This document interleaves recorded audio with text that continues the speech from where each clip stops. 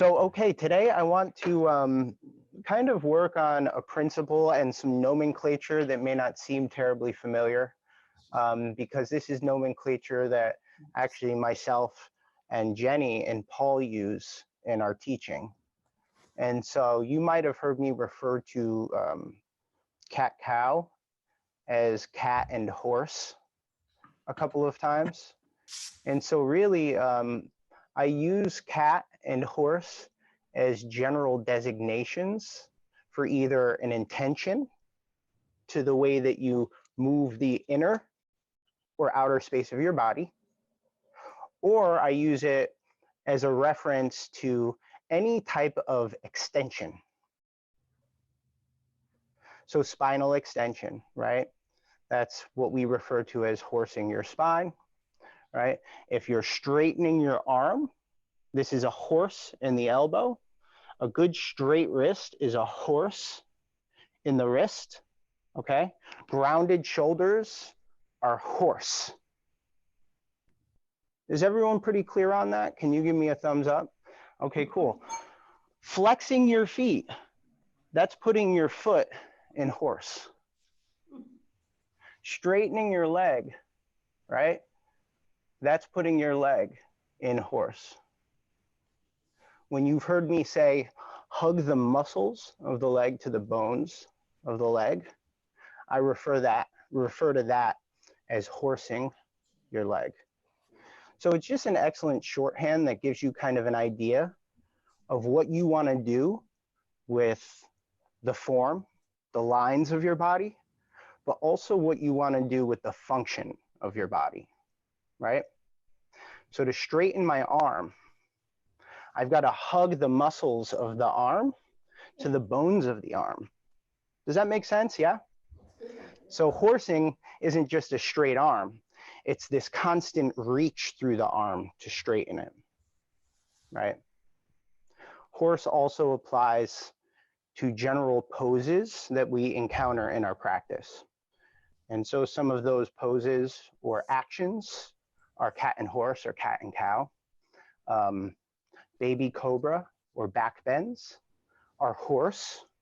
Deep back bends are a super horse, right? This deep horse. And it requires you horsing your entire body to get into those deep back bends. We're not going to do deep back bends today.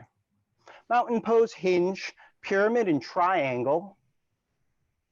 Those require horse. And then if we can get to it, runner's lunge and extended side angle. Those are all poses that require a degree of horsing your body or horsing limbs in your body. Yeah? Excellent. Okay, any questions before we get this party started, my dear friends? No? Okay, good. Do we have chairs on hand? Karen, it looks like you got a chair. Okay, good. It looks like we got a chair. Do you guys have chairs? Yeah? Okay, cool. Or just something you could sit on. I know I didn't have that in my required props, but I think this will serve us better just today. So if we can just grab a chair each so we can sit in it, I just want to do some quick active seat work. Good. Okay, great. So we're going to have a seat in the chair. We're going to place our hands on our knees to begin with. And all I want to work on is we're just going to work on expanding the whole back body by actually catting our spine. We're going to stay in that position. And as you do this cat, this flexion of the spine, I'm going to give you some cues while you stay in it. So one thing to do is you'll tuck your chin. Here, we're actually going to cat our shoulders. And what that entails is actually elevating our shoulders so that we can expose more of our back. Inhale to lengthen the spine, even though the spine is flexed. Exhale to try to reach the middle back further behind you. Keep tucking the chin and breathe into the space of the middle back and the side body. A couple of additional tips. We want to work on horsing the elbows. So what does that mean? We're going to reach the arms as straight as we can by hugging the bones or the muscles of the arms to the bones of the arms. And let's take somewhere around 5 more deep posterior lateral breaths to do this, how much more can you bring your spine into that cat, this super cat, this deep rounding? Maybe on the inhale, you feel the ribs spread on the sides and back body. It's a little bit of work staying here. On your next inhale, I'm going to have you go into a gentle horse in the spine. So we won't swing deep into spine extension. We're going to keep our hands on our knees and just work on gently extending to straight, keeping good horse in the elbows, keeping a balanced horse in the wrist, and horsing our shoulders, grounding our shoulders. Now, here's one thing that you might notice in doing this. Once you get yourself into this semi-neutral spine position, there might be a tendency to swing the ribs. So another principle I kind of want to talk about, everyone, is that with every horse, there's a little bit of cat. And often when you're in a cat position, there's a little bit of horse connection somewhere in the body. There's got to be some sort of balance, unless we go into the skeletal system, which we're trying to avoid here. We're trying to use our musculature. So we're moving a slightly deeper with a tucked chin and a long neck into a horse with some cat connection in the core. This is a deep intrinsic connection. Even though you're lengthening and extending the spine, maybe you're also working on gently drawing the ribs down, integrity, structure in the arms, rooted tailbone.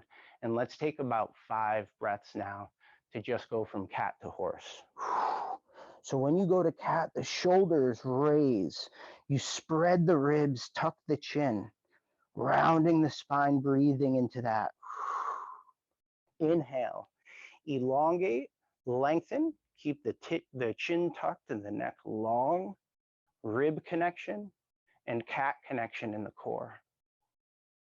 I like to attach an inhale to this, exhale to round at your own pace. I'm going to keep an eye on everyone here. So there's a little bit of connection and there's a little bit of release here. Rounding the spine, the shoulders elevate and lift. Elongating the spine, the shoulders ground. In both places, we have connection to core.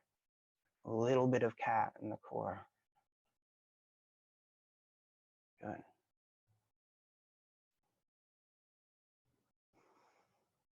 Okay. 1 or 2 more breaths, and then we're just going to take it right to neutral. Just move around, shake it off a little bit. Good. Right hand, okay? Right hand. I'm not mirroring my hands. So this is my actual right hand. I'm going to raise right up overhead. We're just going to play with this concept for a second. We're horsing the elbow. How do we know that? We feel our tricep muscle working, right? We've got some a little bit of horse in the shoulders. How do we know that? We feel that in the back. We feel that in the chest a little bit. Maybe we feel that in the muscles of the rib cage, okay? We've got some horse and some cat, good balance in the wrist. How do we know that? I'm feeling my forearm muscles working and my fingers spreading. Good. Structured left arm reaching down to the ground. Can you keep both of your sits bones equally rooted to the chair as you bring this raised arm, this horsed arm, overhead past your midline? What are we trying to do here? We're trying to do a lateral cat, right? This is flexion of the spine. The head is the final vertebra, just with eyes, nose, ears, and a mouth. So try to bring your head with you in that curvature. I'm a little tight here today. Breathe into the open spaces and bring connection into the closed spaces. The breath is what advances this position, this preparation. Maybe direct your eyes at your pinky, but keep your ear connected to your shoulder, your left shoulder. A few more deep, steady breaths. Last couple breaths to really spread the rib cage more than you have in a while. Counter reach your left arm down to the ground to deepen this. Inhale. Exhale, bring the arm down the center. Good. Maybe just take some rib circles. So this is flexion, extension, and lateral flexion all around the ribs. You're imagining that the heads of your ribs are hula hoop. And you're hula hooping with your middle rib cage. Good. Good. You can kind of feel a difference between sides when you do that for sure. So it's always good to take those assessments so that you can see the value in the action. All right, so right hand is going to reach down to the ground. We're horsing our arm, foot down. We're horsing our left arm up, or I am. Really working to train ourselves to equally root our sitting bones here. We're trying to avoid coupling or compensation. Shoulders ground into horse. And always a little whisper of cat, right, into the core muscles, the lower spine. So we have some support. Inhale to expand the rib cage and elongate, horse your spine, but we're not back bending. We're just lengthening. Exhale to start to open the left side body if your left arm is your overhead arm.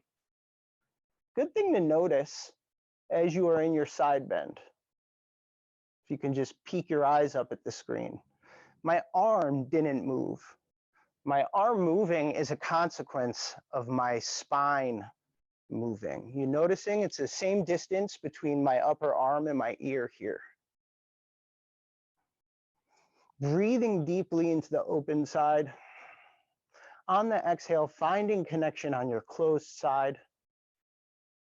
Keep breathing into that space a few more times. Good. Yep.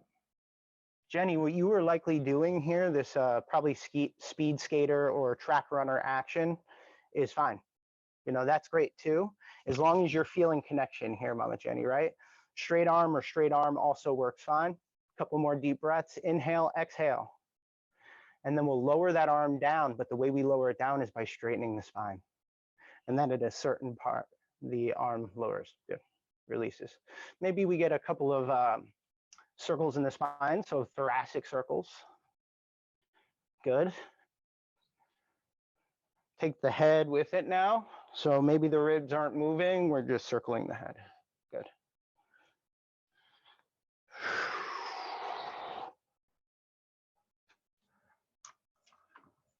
I'm trying to avoid, I gave myself the note not to squint, so I'm trying to avoid doing that as I look at the screen. So we all have a strap on hand, right? Excellent. Since we're in the side bend action, let's just do this while we're sitting. I got about 2 more sitting things, and then I'm gonna take it down to the ground. These are all preparations so that we can start working on gentle connected back bends, right? This kind of full body horse action. So what we just did with basically the body of the spine, I want to bring into the neck. So you've got that exactly, Karen. This is it. So you're going to take your strap over your shoulder.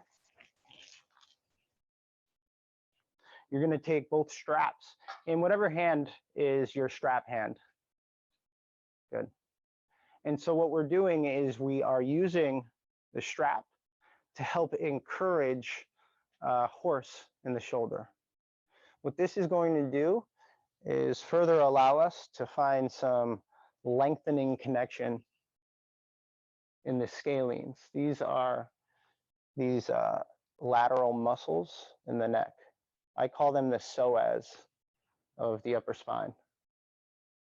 Because when these muscles get tight, this is how you deal with compression in cervical spine and a lot of referred back of neck pain. So just like breathing into your side body, you can breathe into your upper chest and side neck. You can direct, my top eye now is my right eye. I'm directing my gaze up toward the top of the tent here.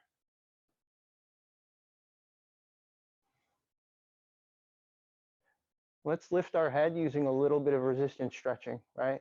So you're gently applying load onto the side of your head. And then you're going to apply resistance using these lateral neck muscles, right? Your hand is going to let your head win. While your head is winning, it's staying in alignment. Chin is tucked, neck is long. Good. Let's just go back down one more time. Remember, we're horsing the shoulder. Keep this gentle resistance, head to hand to head. Breathe as you do so. Nice, slow action. Maybe pay attention to where it's jerky. Try to smooth it out. Deep breaths at the apex. Nice, steady resistance on the way back up. Chin tucked, neck long. Good, return to neutral. And we'll just take a quick assessment side to side.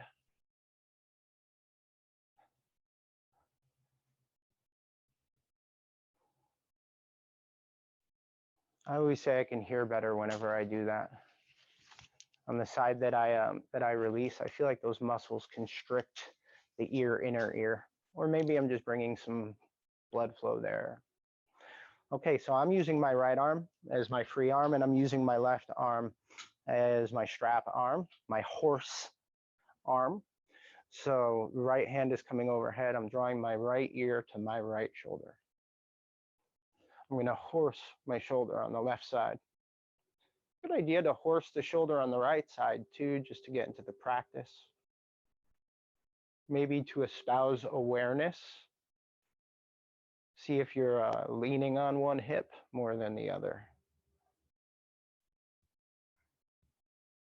What happens when you root both of your sitting bones evenly? Does this enhance the quality of the stretch? One way that you can also play with this is you can kind of just turn your head, direct your gaze up toward the ceiling or top of tent if you happen to be in one. Direct your gaze downward.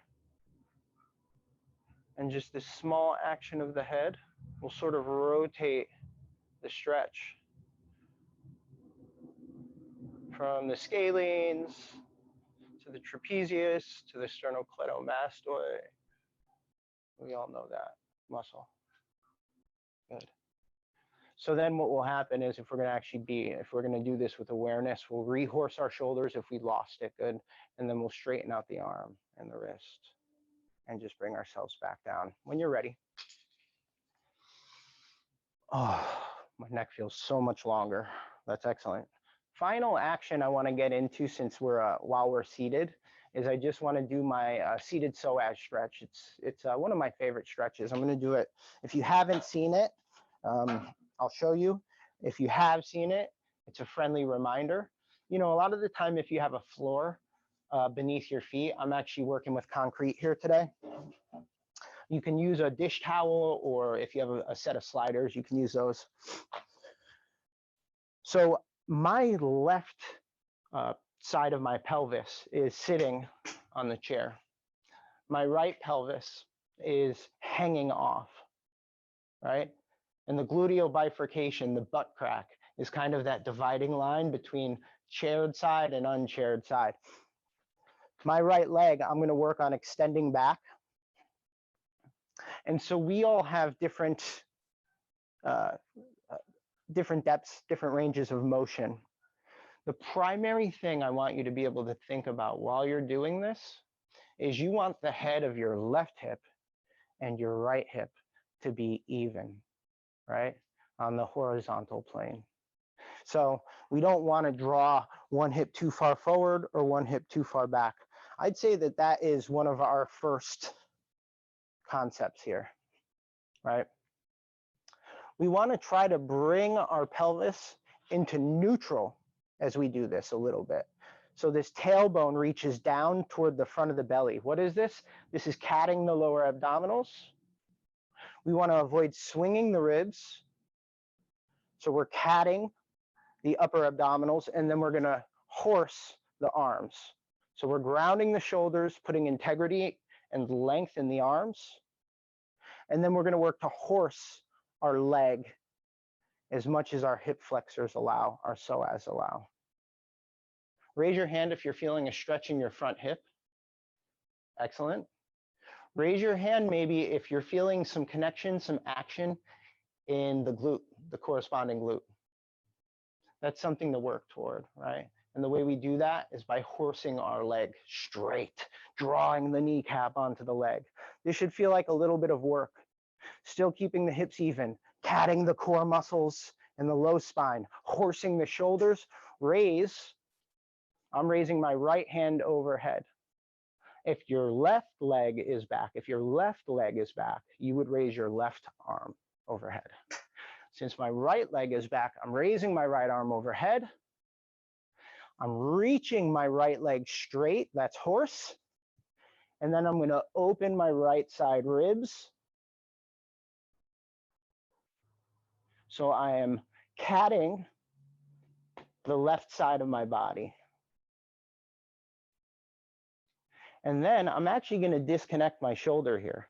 So I'm catting my shoulder, raising my shoulder up to my ear. That'll give you more stretch, more opening, more length in the side body. So even though the shoulder is catted, the elbow is horsed. Can we find connection in the triceps? Can you find length and width between the fingers? And then we're breathing deeply into that open side of the hip and ribs for just 1 or 2 more breaths. If you can take it, take a break if you need. Inhale, exhale. Let's lengthen the spine, then lower the arm. Then drop the knee. And draw the knee in front of you. Good. Take a stand real quick if you can. After doing this, not everyone notices this, but you might notice if your right leg was back, if you're standing actively, you might feel more pressure in your right foot, standing neutral. Like there's a couple pounds more weight on that side or more rooting or connection. Is anyone in the room getting that today? Jenny? Yes. No, Karen, it's okay. No, no is a good answer too, right? And so for a lot of folks, if you are feeling that, that means we're opening, just for the time being, that right side body, because this stretch is about stretching the psoas, right? These muscles that go front to back, just like the scalenes, they compress us, and this is going to keep us from putting our spine in horse as effectively or safely as we want to. So let's get that other side. For me, it will be my left leg. So now my left side glute is hanging off the chair here. I'll start from neutral. My right side glute is rooted, my hips are even. Spot on the wall to look forward is just straight on. I have this tendency to drop my head sometimes, so I got to remind myself. I'm going to bring my leg back. It's not fully active right now. It's just in position and ready. I'll make sure my hips are still even.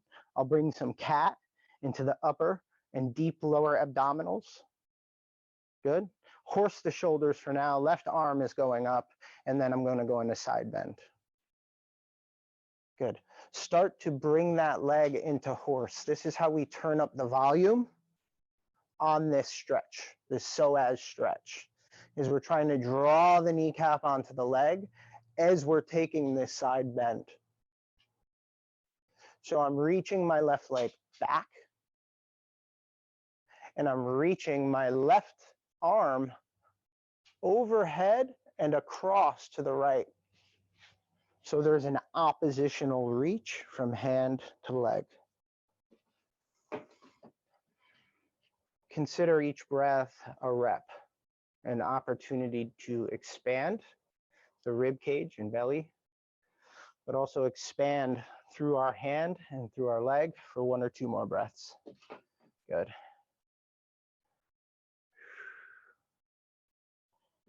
And so when you perform the dismount, so to speak, let's try to start with the core and spine. Can you use your core muscles to bring your spine to stack, right? Regain a little horse in the shoulder and lower the arm down. Perfect. All right. Everyone have some analog to a foam roller?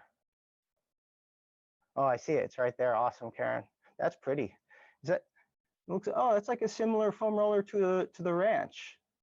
Heck yeah. It's a soft foam roller, right? I like it. I like it. So, Mama Jenny, okay, great. So, what I'd like to focus on a little bit here is just some very basic upper spinal rolls, right? I think if we have a foam roller, we've all done this. I'm gonna demonstrate, and then I'll give you some cues as we move through this.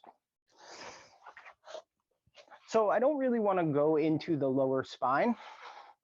I'm going to keep this all right along the shoulder blades. And the way I'll do this first is I'll just hug myself about elbow level. And we'll just work on rolling upper back. Chin is tucked, neck is long.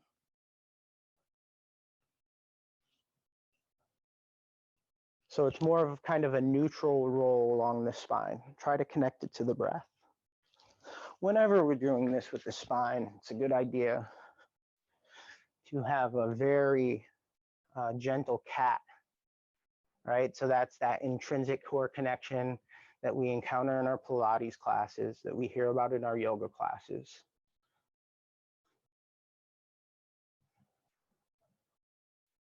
Cat is just a real easy way to say lift your pelvic floor muscles and wrap the transverse abdominis, starting with the pyramidalis muscle, right?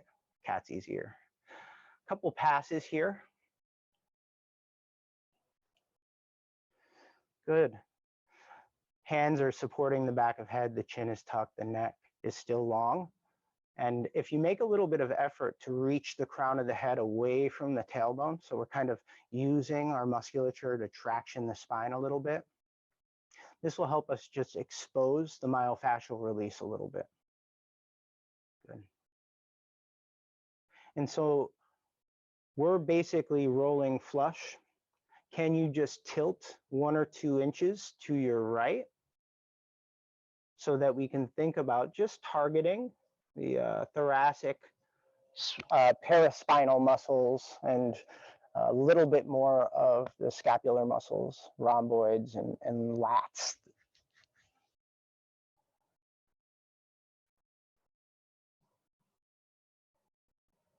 Good. Okay, and then change sides.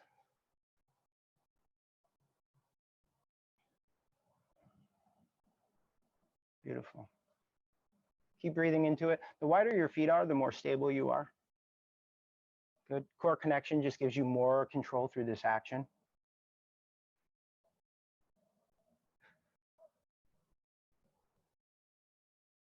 And then notice as you're doing this, it just feels real nice to have that balance of horse and cat in the spine. Good. So we have the psoas prepared just with a little bit of a stretch. And I just wanted to open up these back muscles a little bit more. You have an option now real quickly, just a minute or two.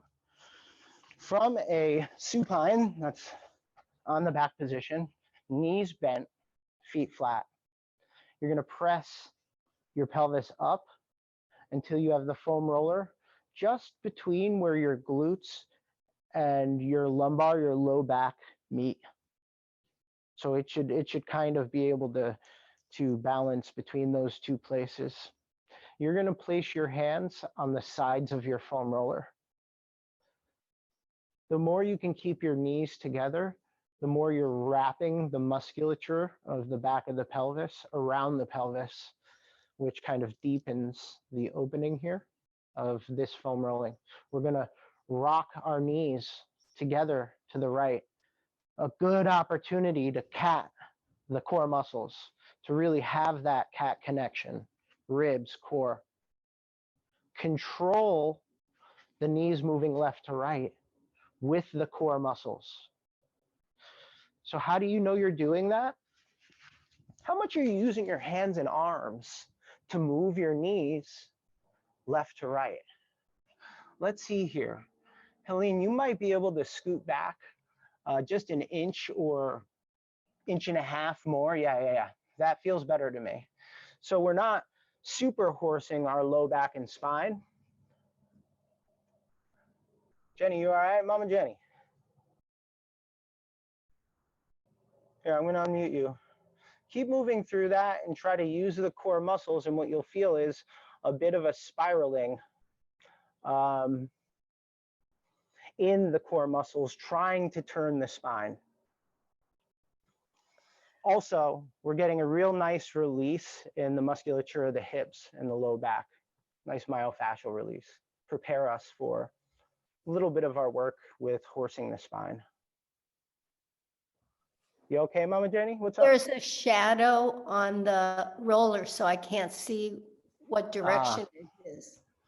Sorry, Mama Jenny, like this. Can you see it now? No, put it in the sun. Ah, I see it. Yes. Yep, sorry. All right, so just move through that at your own pace. If it's losing its novelty, or if you're starting to feel some negative feedback in the spine or in the hips, take a break. Windshield wiper the knees if you need to. If not, we're gonna take a few more breaths to just move through this. Feel the goodness. If it's tiring to use that core connection, give it a break. Use the arms a little bit, but make sure there's a little bit of that support. If your shoulders are horsed, this might help you a little more stay stable too. Yeah. If your arms are horsed, the same. Okay, good. So when we're ready, we're gonna dismount. Great. How'd that feel, okay? Do we feel a little more human than maybe we did before we started rolling?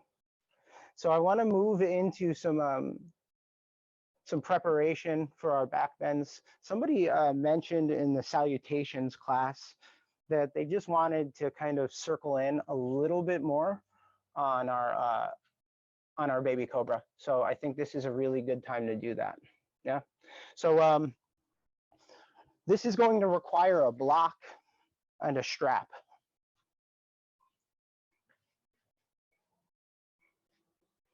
The block will go between the legs, as high up toward the pubic bone as possible. Yeah, good.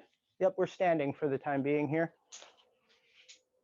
The strap will go behind us. You've seen me do this a couple of times. If the excessive slack in the belt is an annoyance, you can also fold your yoga belt. We're gonna take a look at our feet. These might start to be familiar cues, and that's a good thing. You're gonna line up the midlines of your feet and your legs. The block will kind of determine the actual distance of feet and legs for everyone. This will give us a good kind of neutral, good balance between cat and horse in the pelvis. And then we're gonna have the strap, I'm just talking positional here, about an inch or two behind us. You wanna feel the belly muscles engage. So we're catting the wrist a tiny bit. Good. Now, let's cat the legs. That means hug the musculature of the legs and the bones of the legs. Let's find that gentle cat in the intrinsic core muscles and at the ribs. Good. Excuse me, horse the legs. We're gonna horse the arms, same as legs, hug the musculature to the bones. We're gonna ground the shoulders. So notice there might be a tendency to swing the ribs unless you have that balance of cat and horse in the spine. Shoulders are in a strong horse. The chin is tucked, the neck is long, so that's got a beautiful balance too. And this is mountain pose. We're rooting the feet completely evenly into the ground. Now this feels like work if you're making the connections that I mentioned. Now all I want you to do is allow the strap to travel down the back of your thighs as you direct your gaze up toward the ceiling. We want to keep our lower spine, our lumbar spine in neutral. And this is such a subtle action. What we want to feel is we want to feel the upper spine go into horse. That will feel like the upper back muscles are engaging. It's going to take a little bit of work to keep our chin tucked and our neck long. So we're carrying our neck in this action. And it might take a little bit of work to keep the legs strong. Take breaks as you need, just returning to your mountain pose, and then take a couple of moments to see again if we can work this horse with the legs strong and connected, kneecaps on legs. That's horse legs. Good balancing cat in the intrinsic core. And then horse in the shoulders and arms and neck. Chin tucked, neck long. So we're not using the muscles of the low back to create this horse in the spine, this gentle horse in the spine. We might feel some work in those muscles, but it's not driving it. It's the legs, the core, and the upper back. Whether we're in a standing horse, reed, back bend, or whether we're prone, it's these muscles that help us in our horse, yeah? The core muscles are super protective as well. Tell them I want one of those. Yeah, so those core muscles are protecting the lumbar spine, right? They're saying, no, no, no, this back bend, you don't take on all this work. Allow your friends, the upper back musculature and architecture, the musculature of the legs and arms to help you here, and especially this gentle cat in the core. Unmute yourself there, Karen. The questions are great.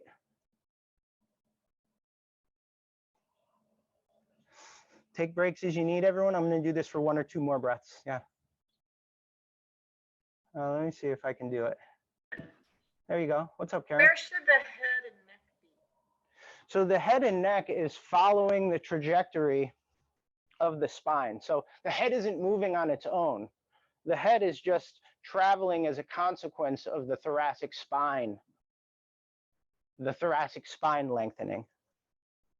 So the head is along for the ride. Another way that you know you're doing that correctly, right, is you can speak freely without feeling like you're craning your head back so much that it's hard to talk. We're going to take this down on the ground next. Are you ready? I'm just giving you a different angle to work from. Here, I just wanted to take some of the gravity out of it and just give you a sense of what you're doing with your muscles. Now we're going to add gravity, okay?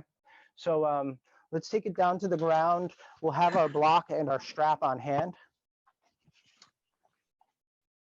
Excellent.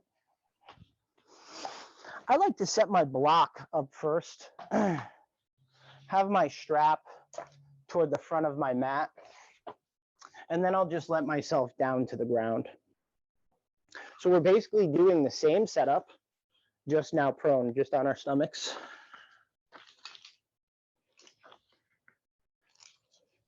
Same ideas here. So the basic shape is I'm using my legs, I'm using that gentle cat in the intrinsic core, and I'm using this upper spine horse to carry my head and neck as one unit into this upper back bend. I want to feel it in my legs. I want to feel it in my upper back. I want to feel it in my shoulder girdle. But I don't want to feel like my low back is doing all of the work. So I'm going to set it up actually, or I'm going to just cue it for you. So if you can have the entirety of the top of your foot rooted into the ground, this will help lift the kneecaps onto the legs, horse the legs. Yep, catting the intrinsic core muscles. Instead of thinking of lifting the spine, let's think about extending the spine forward. And you keep extending through the crown of your head so much that your upper spine lifts. There's definitely counter connection in the muscles of the ribs and core. And then we're going to use the block by squeezing it with our inner thighs.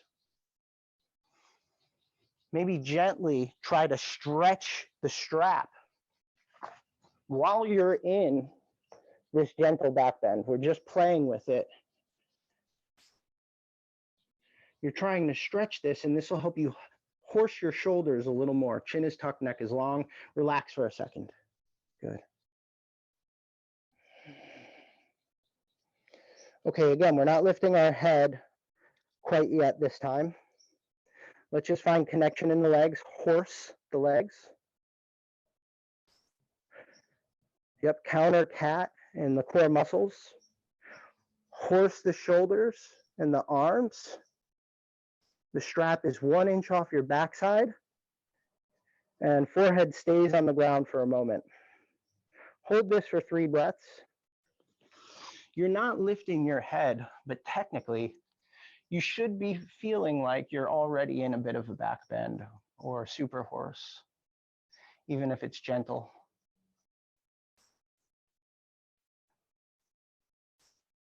So the head is more of a consequence of this real connection to all of these postural muscles here, these working muscles. Now let the head and neck follow the trajectory of the upper spine. As you do that, what you should feel is almost automatically the core connects a little bit more. And then release down, exhale. Inhale, reconnect 1 more time. Exhale down. 1 more, inhale up. Reach your big toes and pinkies away from the crown of your head, kneecaps on legs, core connects. Horse the shoulders and arms. Head and neck travels with the upper spine. Inhale, exhale, release. Good. You can release your block, but stay on your belly. Lift your feet off the ground. Windshield wiper your raised feet left to right. So basically what we did there was the spirit of baby cobra. So when someone asked about what am I doing, what's the real connection in baby cobra? The hands being at your side, to me, is kind of a flourish. It's an afterthought too, okay? It's going to help deepen that gentle back bend. It's going to help support that gentle back bend, but I feel like people get lost in it a little bit. So that's why we're staying on our front side now. We're just going to set up the basic shape of our baby cobra. So I'm not engaging anything quite yet. I'm placing my hands at my low rib level or my hip bone level, whatever affords you a 90-degree or even slightly bigger than 90-degree angle in the arms. My head can rest on the floor or on a towel if you have one. And before I straighten my legs, let's just see if I can root gently the tops of my feet into the ground. When you do this, the midlines of your feet and legs go to parallel to one another. So here, let's bring horse into our legs now.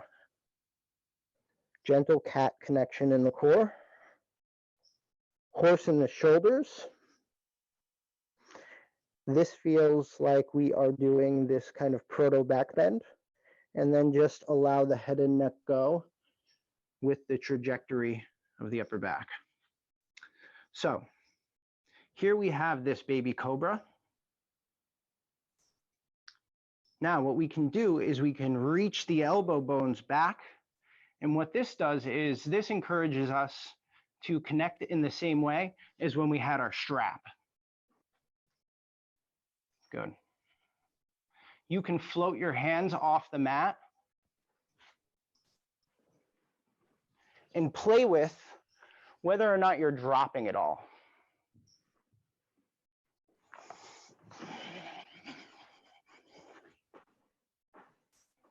My gaze ideally is about 2 feet in front of me, maybe 1.5 feet.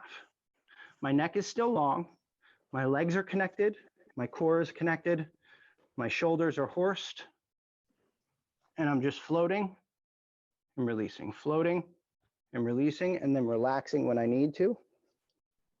Windshield wipering the legs.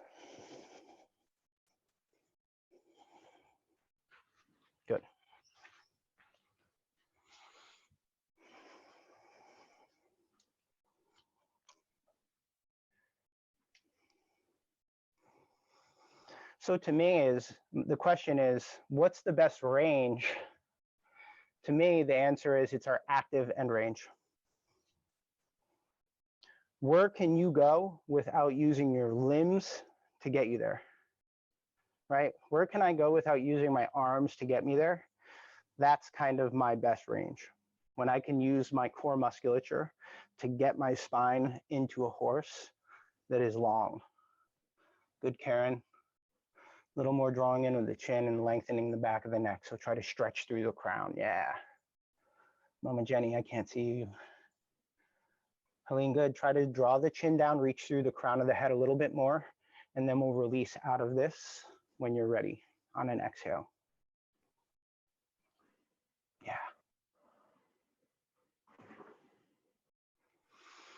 Breathe into the middle back. Windshield wiper the knees. I want to take it to standing. So when you're ready, bring yourself to standing as mindfully as you can. Oh, you were hiding, Mama Jenny. You were out of frame there. I couldn't see it. Yeah. So is everyone feeling okay, or does anyone have any pressing questions? I want to kind of work through just a couple poses kind of in a flow. Pyramid. Okay, pyramid is what I want to work through. So mountain, hinge, pyramid to triangle is the idea, okay? So we want to have our blocks at the top of our mats for this one. Good. Wear your strap like a champion just for the time being. Yeah. Or like Miss America if it's buckled, but whatever you'd like to do. Yes, exactly. So, all right, so I just want to kind of repeat my thesis, as I'll often do, is if we're looking for a really simple pose to serve as the inspiration for many of our fundamental basic poses, we need look no further than our mountain pose, right? And I shared with you how mountain pose is basically hinge bent at the waist, right? Nothing else changes in the body except you turn into some depth of a 7, the shape of a 7, yeah? So, so hinge and mountain pose are more or less just analogs of the same pose. And then pyramid pose and its permutations are a split leg hinge. Excuse me. A split leg mountain pose. And then all we're doing with triangle, trikonasana, is we might widen our stance a little bit, but we're taking that pyramid, we're turning our back foot out, and then we're just stacking the shoulders and the hips. So they're all variations of each other.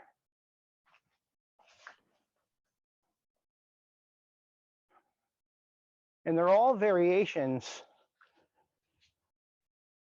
that require horse. Horse in the legs, right? Even pelvis. Horse in the spine, horse in the arms. So we're going to do a slow flow here. Let's start in our mountain pose. Yeah. Let's enhance it by using a block between the thighs.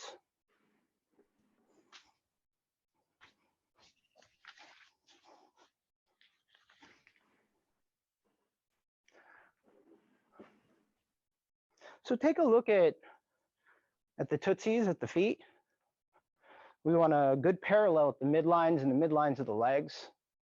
So we're going to horse at the kneecaps. We're drawing the kneecaps in, hugging the musculature of the legs to the bones of the legs, which should help us root our feet completely evenly into the ground beneath you.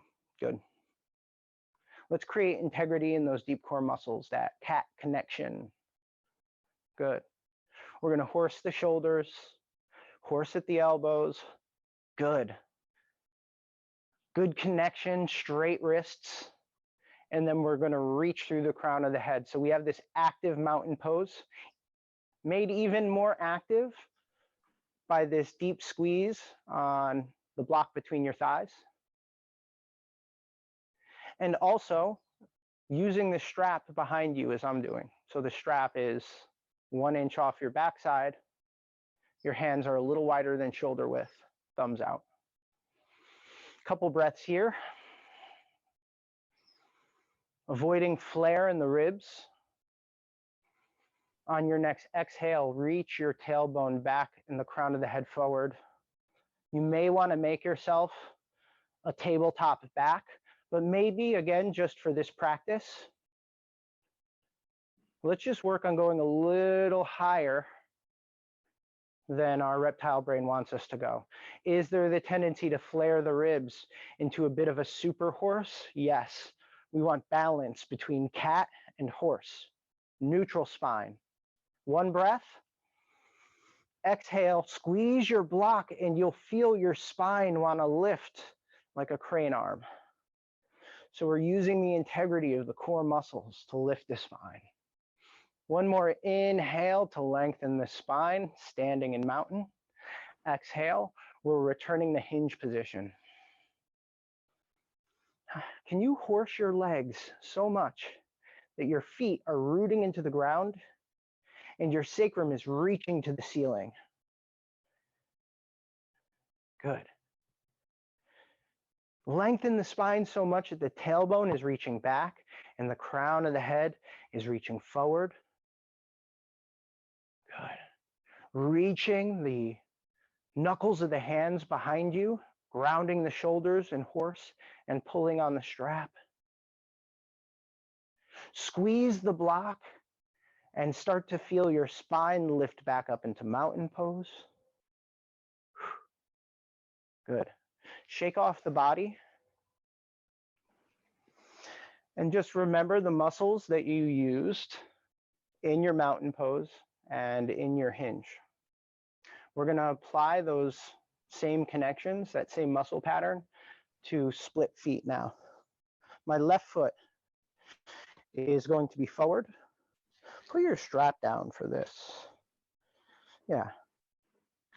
My blocks are going to be at the front of my mat.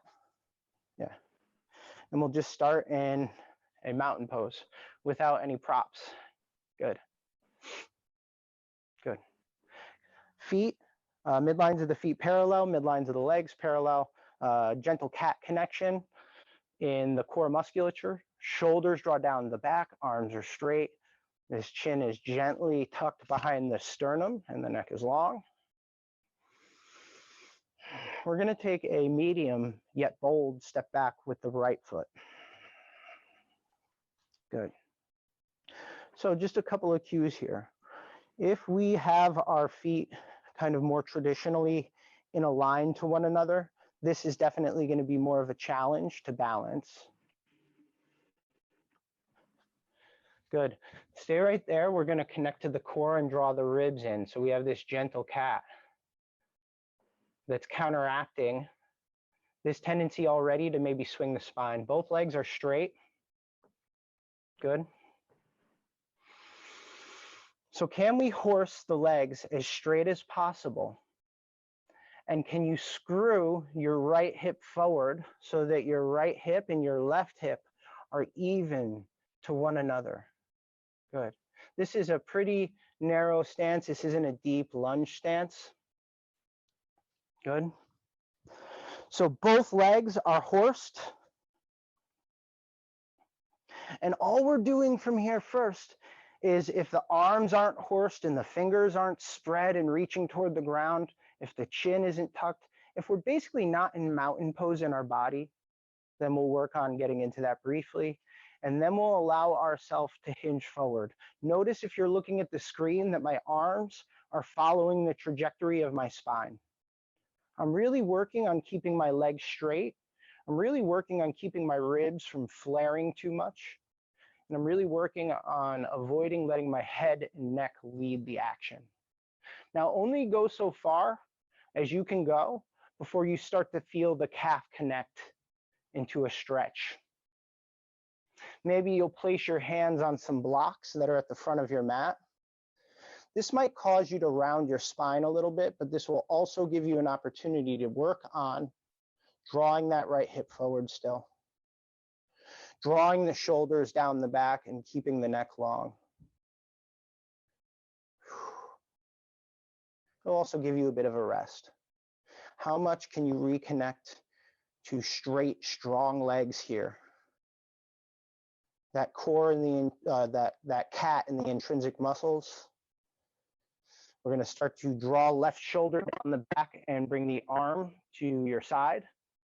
We'll take the right arm in the same position. So we have this hinge.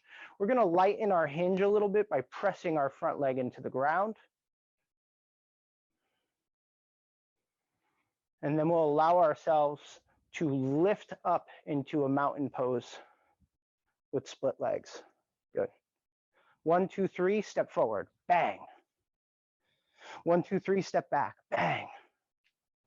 So even though the feet are split, the left foot is turned out a little bit, we still have this mountain pose intention in the musculature of the legs. We're spiraling the left hip forward. We're connecting cat in the core, horse in the arms and shoulders. And then we'll allow ourselves to hinge forward gently, maybe not going super deep here. Keeping the ribs connected. You'll come out of it staying connected in your mountain pose intention. Good. And just play with that a couple times on this side now. My right leg is forward. I want to circle back on something I was saying. Traditionally, if your feet are in the line, you're challenging your balance. If that's a bit much, you can widen your stance a little bit here.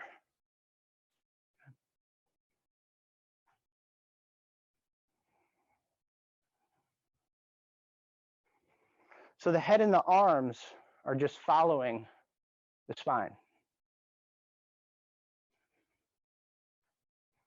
Good. As you move through this 1 or 2 more times, see if you can feel that gentle, almost baby cobraing action. Mama Jenny, yeah, that's it. Tuck the chin a little bit.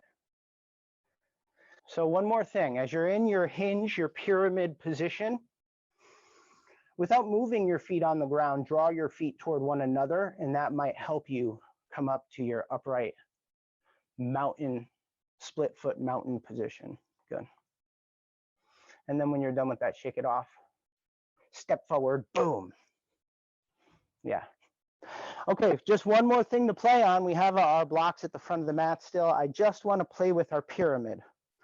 Everything we've worked on, this connection to the legs, this counter cat in the core, and this idea of elongation through the limbs has served us. It's only a few of the poses, but it's kind of the easiest poses to find it in.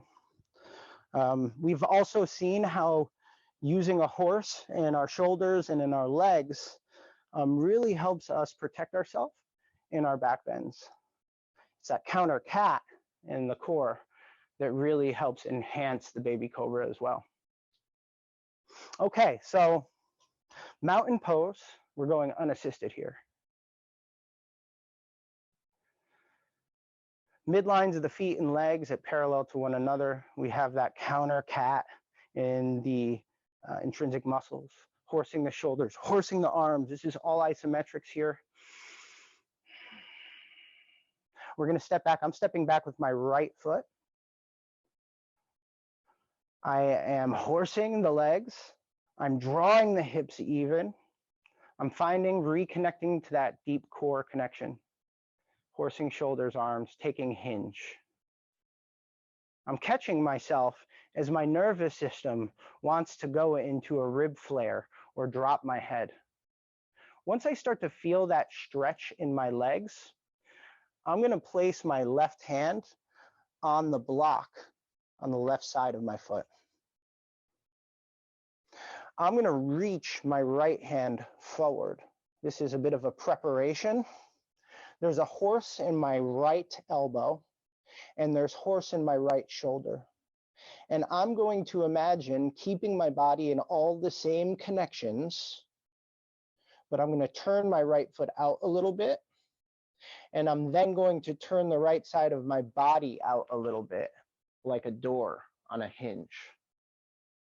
Now my hand, my shoulders, and my top hand, it's stacked. I'm imagining that my hips are stacked. But here I am in this triangle pose.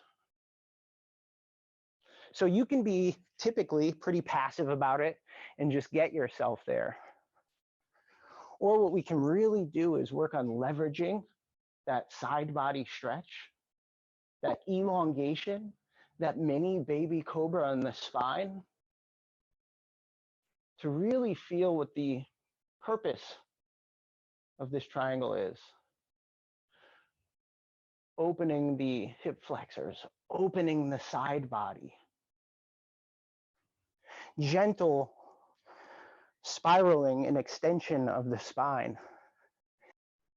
Take your arm out of it, maybe by placing your hand behind you, top arm. Good. Now play. Karen, are you on the highest block, the highest part of your block? Try that a little bit. And instead of trying to completely side bend everyone, also think about reaching your tailbone and your crown of head away. Why? Because this is a hinge.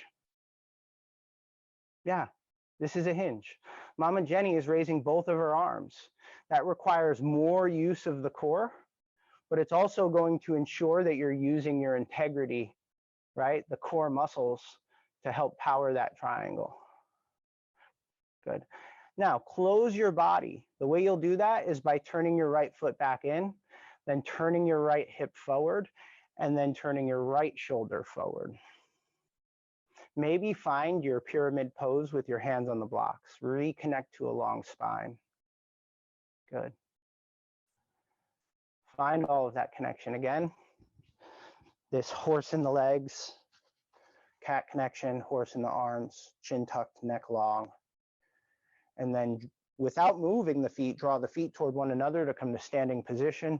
Step forward. We're going to swing to the other side. My left foot's coming back. I'm keeping my left foot forward for now. Just so I can work this hinge, I'm not anticipating triangle.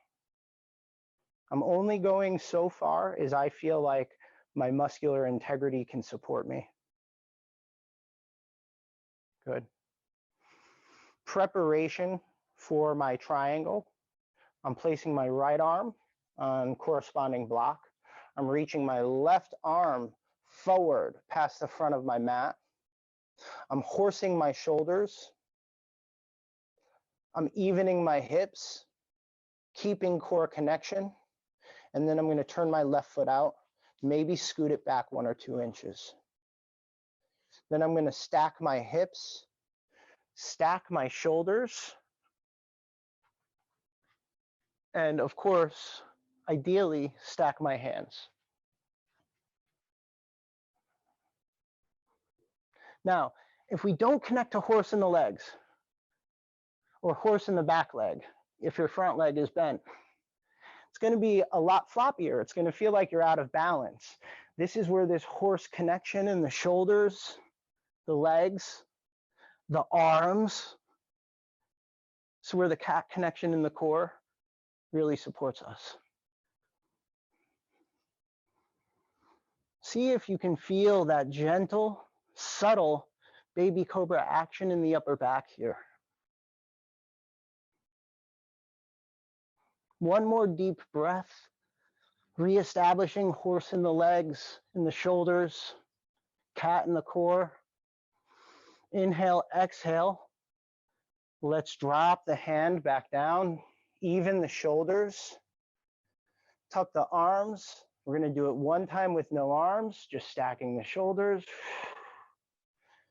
Don't forget to take the head with you. Shut it down, turn the head back toward the ground, even the shoulders, even the foot. Good, we're evening the hips now. Hands are on both blocks. And let's just play with floating off our blocks into an upright standing position with split feet. And then on 3, we'll step forward. Keep horse in your shoulders and arms. 2, 3, bang. Shake it all off.